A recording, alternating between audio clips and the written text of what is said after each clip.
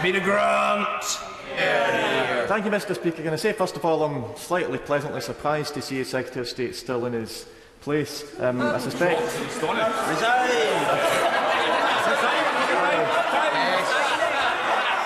Well, I do suspect, Mr Speaker, that if I'm surprised to see him still in his place, that the Secretary of State and the Prime Minister are significantly more surprised. But particularly as the negotiations go on to look at our future and long-term relationship with Europe, they will inevitably impinge significantly on matters that are properly and constitutionally devolved to the three devolved nations of this Union. This week, we saw the government force through without a debate provisions that will allow ministers unilaterally to remove and to change the powers of those devolved nations. Can the Secretary of State tell us what assurances should the people in those devolved nations take that our interests will not be sold out during the next stage of the negotiation? Firstly, might I say, Mr Speaker, that I'm touched that he's pleasantly surprised that I'm still here. And I'm very pleasantly surprised to see so many of his colleagues with him today. On the substantive, important substantive question, the government came up with a number of proposals during the course of the bill in which they sought to arrange the mechanism by which powers are passed from the European Union through to the devolved administrations.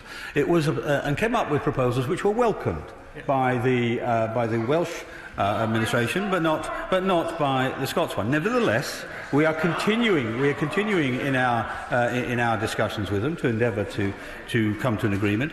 And whilst we're doing the work for the white paper, we're also talking to them about the policy elements in that too, so they can have input.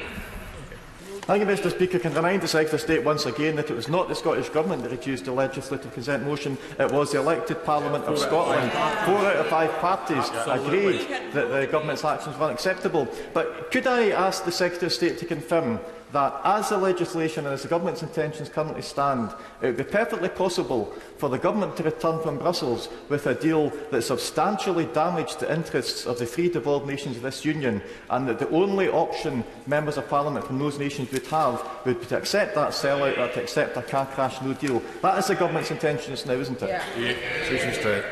I've made very clear from the beginning of the negotiation process and the policy creation process that we treat the interests of every nation in the United Kingdom extremely seriously and will defend them to the utmost of our ability. There will be a statement later, I think, from the Scottish Secretary on the Salt Convention.